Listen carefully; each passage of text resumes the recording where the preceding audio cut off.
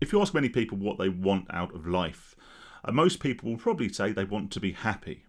But so often we can misconstrue pleasure and the pursuit of pleasure for the pursuit of happiness. And in my experience, pleasure can actually be the antithesis of true happiness. It is that pursuit of pleasure and the use of pleasure as a measure of success and a measure of how worthy our lives are that can actually prevent us from being truly happy. And in this video, I just want to share my experiences and some of the misconceptions that I always had and the lessons that I learned about the pursuit of pleasure and about the pursuit of happiness. And obviously this will, as always, be coming from the angle of someone who has experienced an addiction to a highly pleasurable, at least on a sort of psychological level, a highly pleasurable behaviour, a highly pleasurable action, and that was, of course, gambling. But it's fairly safe to say, and I've made no secret of this in previous videos, that throughout my 40-odd years on this planet, I have exposed myself and actively thrown myself headfirst into, in both, hypothetical, metaphorical, and literal senses, anything that would probably be deemed pleasurable, and often overindulged. So let's go there. Firstly, as always, just want to say hi, hope you're keeping safe. Hope you keep sane. Thank you to everyone who continues to support the channel. Thank you to everyone who signed up for my Patreon. There will be a link, as always, in the description below for my Patreon.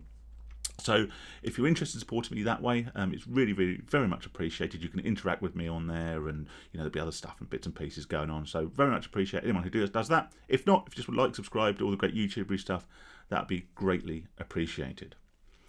So why do I think that pleasure is a really poor thing to aim for in life? Why do I think it's actually the antithesis of true happiness?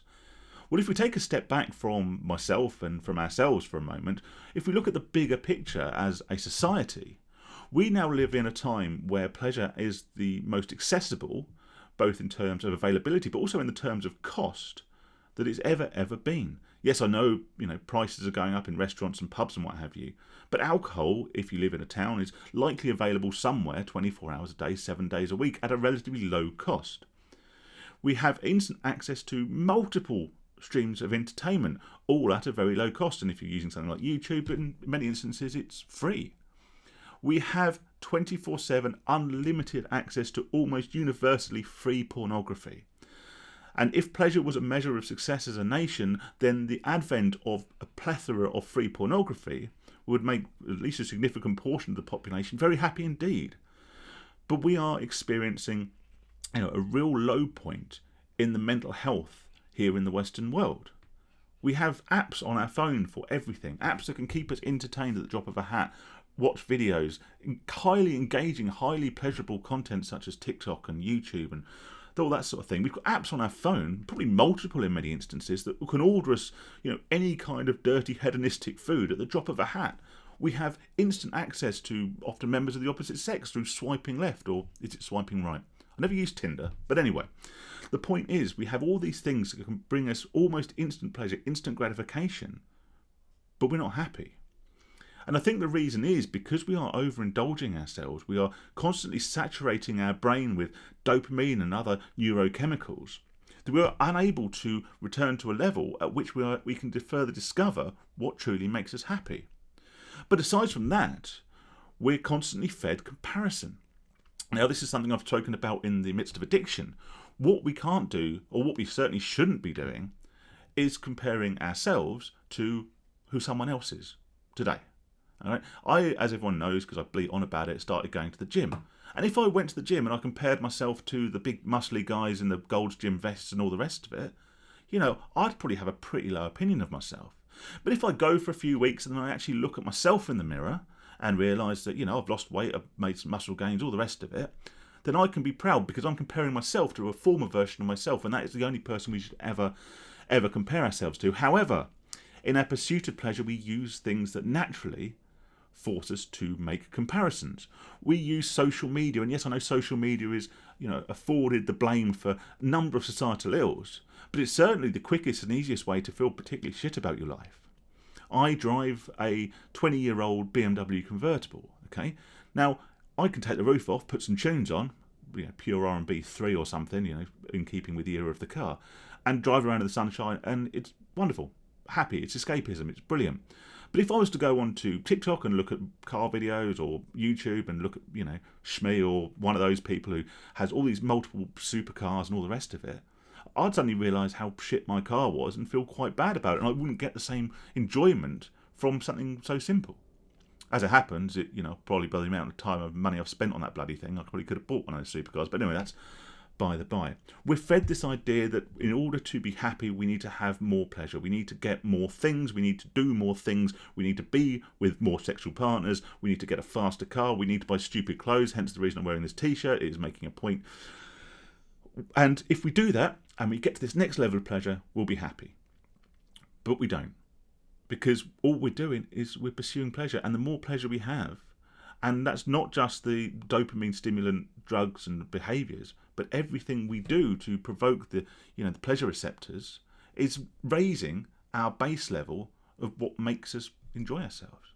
Which is why when we start gambling, it's quite exciting and thrilling and new and interesting, and the suspense and all the rest of it.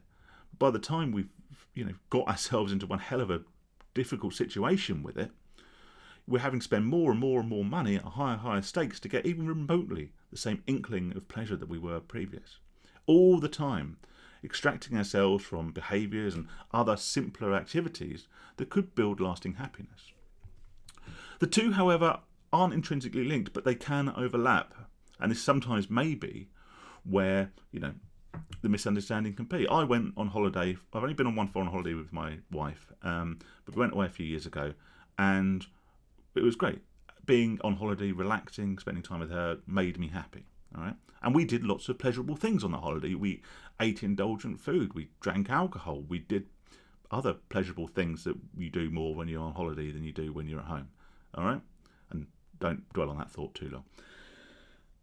But it would be very easy to conflate those pleasurable things with true happiness. But the happiness came from the escapism. The happiness came from taking a step back and being able to enjoy the more simple things, the walks along the beach, the evenings just sitting and chatting and doing all that sort of thing. But I digress. We often see interviews and podcasts with very, very wealthy people, and they'll bleat on about how money doesn't make you happy. And we like to hate that. We like to ignore it because we think, well, it's all right for you because you've got the money. It's all right for a billionaire to be bleating on about how money doesn't actually make you happy when you've got $1 billion. Now, I will say that money doesn't make you happy. What money does is it can remove some of the stresses and strains and concerns and problems we have in our lives that make us unhappy. That's very, very true. But there is a point to which money will not make you happy. It just buys you a little bit more freedom. And this is coming from someone who doesn't really have any money. All right? I'm not a billionaire. But I will honestly say, as someone who has at times in their life had a bit of money, obviously it's all gone now, right? I can tell you it doesn't make you happy, because all that happens is your expectations become raised and you pursue more happiness in the forms of pleasure, which can not only lead you down a dark path to addiction, but again it raises that tolerance for pleasure and for enjoyment and robs you of some of the real basic stuff that sounds a bit wanky and hippie and when I put it down on a video, but actually truly makes you happy. A walk in the sunshine, fresh air, reading a book, chilling out, talking to your partner, spending time with friends, all this stuff. Because you truly think that buying a stupid 300 quid t-shirt or a bloody supercar or whatever is going to make you happy. But it ain't. It will be enjoyable for a bit, and that enjoyment could last, a few hours, it could last a few months, but it'll die off. Even my much younger days, it probably lasted about 10 seconds. But hey, that's a story for another day. I'll leave it there. All I'm saying is that, I think the fundamental point of this video is, not that money doesn't make you happy, because I'm not in a position to say that. But what I'm saying is that if we spend our life pursuing pleasure as a means to make ourselves happy, then ultimately we're ignoring the things that will truly make us happy, and all the time raising our pleasure tolerance to such a level that becomes unsustainable and indeed can provoke addiction. I've rambled, but I'll leave you to it. Stay safe, stay sane. Please sign up to my Patreon if you like the channel, want to support me. All the best. And I shall speak to you soon. Take care.